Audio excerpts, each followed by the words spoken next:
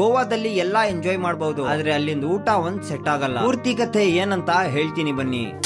Hi, ನಾನು Yasir. Episode 4 ನಲ್ಲಿ ನಿಮ್ಗೆಲ್ಲರ ಸ್ವಾಗತ. ನಾವು ಗೋವಾಗೆ ಎಂಟ್ರಿ ಕೊಟ್ಟ ತಕ್ಷಣನೇ ಒಂದ್ ಬೀಚ್ ಹತ್ರ ನಿಲ್ಸಿದ್ವಿ ಕಾರ್ನ. ಯಾಕಂದ್ರೆ ಕಾರು ಸ್ವಲ್ಪ ಹೀಟ್ ಆಗಿತ್ತು. ಇದೇ ಗ್ಯಾಪ್ ನಲ್ಲಿ ಗೈಡ್ ನ ಕಾಲ್ ಮಾಡಿ ರೂಮ್ ನ ಬುಕ್ ಮಾಡ್ಕೊಂಡೆ ನಾನು. ನಾವು ಗೋವಾಗೆ ಬಂದಿದೀವಿ ಅಂತ ವೆದರ್ ನೋಡ್ರಿ ಆಗಿರೋದು. ವೆದರ್ ಒಂದ್ ಚೆನ್ನಾಗಿದೆ ಇಲ್ಲಿ, ಆದ್ರೆ ಈ ಸೆಕೆ ಕಾರ್ನಲ್ಲಿ ಕುತ್ಕೊಳ್ಳೋಕು ಬಿಡ್ತಿಲ್ಲ ನಮ್ಗೆ. ಈ ಗೂಗಲ್ ಮ್ಯಾಪ್ ಮತ್ತೆ ಕೈ ಕೊಟ್ಟು ನಮ್ಗೆ. ಈ ಗೂಗಲ್ ಮ್ಯಾಪ್ ಇಂದ ಇನ್ನ ಎಷ್ಟ್ ಕಷ್ಟ ಪಡ್ಬೇಕು ನಾವು. ಎಲ್ಲೋ ಇರೋ ಹೋಟೆಲ್ಗೆ ಎಲ್ಲೋ ಕರ್ಕೊ ಬಂದವ್ ಪಾಪ.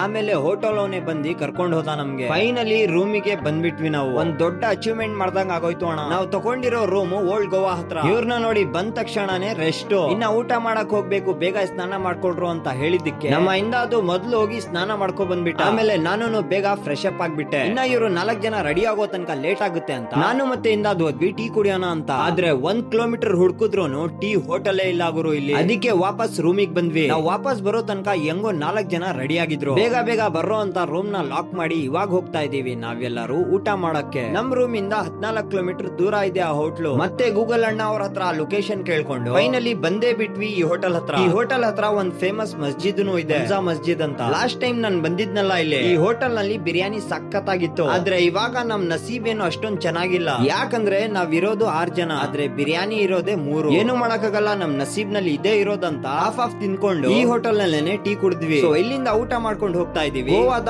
One of the best beach ಗೆ. ನೈಟ್ ನಲ್ಲಿ ಫುಲ್ ಸೈಕಂತೆ ಅಲ್ಲಿ. ಆ ಬೀಚ್ ಯಾವ್ದು ಅಂತ ನೋಡಕ್ಕೆ ನಮ್ಮ ಪೇಜ್ ನ ಫಾಲೋ ಮಾಡ್ಕೊಳ್ಳಿ. ನಾಳೆ ಸಿಗೋಣ ಅಂತೆ ಟ್ರಿಪ್ ಎಪಿಸೋಡ್ 5 ನಲ್ಲಿ. ಸೊ ಇವತ್ತಿಗೆ ನಾಳೆ ನೋಡ್ಕೊಳ್ಳೋಣ. ಬರ್ತೀನಿ.